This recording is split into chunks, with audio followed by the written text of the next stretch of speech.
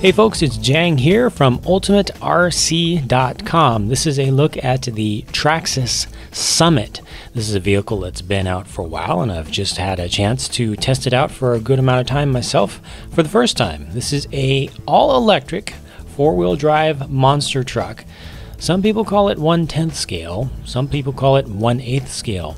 Whatever size it actually is, it's quite large. In overall length, we're looking at about 22 inches. It stands almost a foot tall, and it's about 18 inches wide. The Summit is a unique looking vehicle, and much of what makes it stand out in a crowd is this body with an exo cage around it. It also has molded fenders, and these are all made of nylon blends that are very durable and add to both the strength and the look of the vehicle. The Summit is also well known for its tremendous amount of suspension travel. Even though it is an independent suspension vehicle, it still has as much articulation as some out-of-the-box solid axle vehicles. And when you take that body off, what you'll see underneath is pretty much derived from the e-Revo platform. So you see those trademark lay-down inboard shocks. They use long travel rockers or cantilevers to allow fairly short shocks to still give you a wide range of motion. The shock bodies are threaded to allow you to adjust your ride height, and you also have 3 different positions where you can connect the push rods onto the lower arms to slightly retune the overall stiffness. The use of pillow balls at the end allow you to adjust your camber. At each corner of the vehicle, the theme of everything being big is continued here with these large, soft, and surprisingly thin rubber tires. The tires are filled with soft foam inserts, and in spite of what it looks like, the wheels are not actual beadlocks. The rings are just for show. Moving on to the electronics, the Summit is powered by a brushed motor system. They have the large, oversized Titan 775 motor with a built-in fan and the EVX2 waterproof speed controller. The older version that I got here does not have a LiPo cutoff built in, but the newer versions do. The receiver box over there is also waterproof, as are the 5 servos. The 2 larger ones are the steering servos. They're both connected together mechanically underneath. And then you have one for shifting the 2-speed transmission and one each for locking the front and rear diffs. More on that later.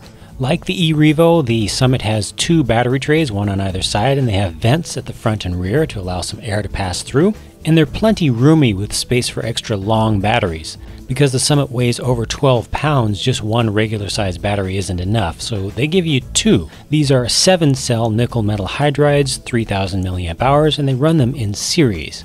Here's a cool electronic thing just for looks: bright LED headlights and taillights. They're pre-installed and they're always on whenever the vehicle is on. This late 2011 model I got comes with the Traxxas TQ 2.4 GHz radio, though the TQI system started to be bundled while I was already doing this review. A primitive menu system that uses 2 buttons and talks back to you with 1 LED can be used to adjust things like exponential and endpoints. In addition to throttle and steering, the Summit transmitter also allows you to control the high-low gear selector remotely through this switch on your thumb. This 3-position switch controls differential locking. You toggle between unlocked, front locked, and all locked. Low gear on the Summit gives you a 70-to-1 gear reduction, and it was so slow, and this is full throttle right here, my radar gun wouldn't even pick it up. Once you flick it up into second gear, then you get a 25-to-1 ratio, and it tops out at about 21 miles per hour. That's whether you're using the included dual 7-cell nickel metal hydrides or 2 2S LiPo packs. LiPo is just going to give you better run times and better acceleration. Of course, if you don't have the model with LiPo cutoff built in, you'll have to add your own low voltage cutoff or at least a low voltage alarm. Now admittedly, 21 miles per hour is not very fast by modern RC standards, but honestly, to me and according to a few other people that I allowed to drive this exact vehicle, it didn't feel slow as a truck that's really marketed as more of a slow speed, all-terrain, go-anywhere kind of crawler sort of thing. Indeed, this is 2 to 3 times as fast as ready-to-run actual solid axle crawlers. In high gear, the Summit didn't feel like a crawler either. Its suspension is very plush, and the independent action, that's very different from a solid axle setup, allows it to soak up bumps at speed on really rough, uneven terrain. I actually felt like its suspension may have been a little bit too soft, at least on the shock oil selection, and maybe the rear springs too. You can see when it's driving around, it's always kind of squatting down towards the rear a little bit as long as you're on the throttle. I tried to counter some of that squat by adding a little bit of extra preload to the rear, but it just wasn't enough. Because the Summit spends so much of its time leaning back, it does have its rear end closer to the ground, and it'll often slap the chassis underneath the rear diff case. Every time that happens, it bounces back up. And that's the reason for some of the bounciness you see in this driving footage.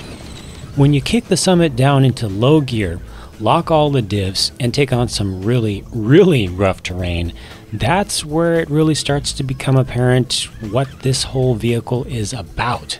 It's not trying in any way to be a fast racing monster truck. It's not trying to compete with the e-Revo. You can be driving up a loose dirt incline, see your diffs acting up too much, lock them remotely, and then be able to actually get over that exact same obstacle without having to go retrieve your truck and without having to reverse out with your tail between your legs. But what about driving on actual rocks? I've done a project in the past to turn an independent suspension vehicle into something that could kind of crawl a little bit, and it was not easy by any stretch of the imagination. As time goes by in my RCing career, I've also spent more time actually driving solid axle, real, true rock crawlers, and they are so fundamentally superior to independent suspension rigs in this sort of terrain. But much to my honest surprise, in box stock form, the Summit actually did okay on the rocks. Granted, this is not a competition crawler course that I'm running on here, it's just a bunch of random rocks down by a marina. But most folks in the world who aren't into comp crawling would call this rock crawling. For an independent suspension vehicle with no upgrades and no modifications, this is great. I only got stuck or flipped over just a few times out of the entire run. If you want to see more of the raw footage from this driving session on the rocks, you can see 2 videos on my channel, adding up to about 15 minutes of mostly unedited driving, and that'll let you form your own conclusion. For right now, I'm going to switch things up again and take us over to a racetrack. Now, this here is the exact same vehicle you were just looking at a second ago, with not a single change to the setup. If you ask me, to be able to actually go out crawling on the rocks, turn around, put in a new set of batteries, and then drive around an actual racetrack, that's pretty impressive. Now, the Summit is no 1/8 scale racing buggy, obviously, but again, it's not trying to be. On the track, it's held back by all the things that allowed it to drive over the rocks and also go over rough terrain at full speed. The suspension is soft, the entire truck is heavy, the ride height is very high, as is its center of gravity. Its top speed, again, for something that can go rock crawling, phenomenal. For driving on a track, pretty mediocre. On this relatively well-kept and well-maintained track surface where I was able to get a lot more traction than any of the other terrains that I drove on, I was also able to notice that the steering is a little bit underpowered. It's slow and it really needs a little bit more torque to turn those huge tires with that 13 pounds with batteries of weight that's behind them. The good news is that the handling was very consistent, and once I got used to it, I was able to keep it on all fours most of the time. Now, you can make a Summit faster on the cheap with a brushed motor upgrade, or if you want to spend a little more, you can go all the way with a brushless conversion. But if you go all the way with a 1/8 scale motor running on 4S LiPo, the remote locking diffs are more likely to break down than traditional diffs like on the Revo. For this review, I did not make a concerted effort to try to break the Summit. Its durability is already well known and has been well proven by hundreds of people the world over, maybe thousands.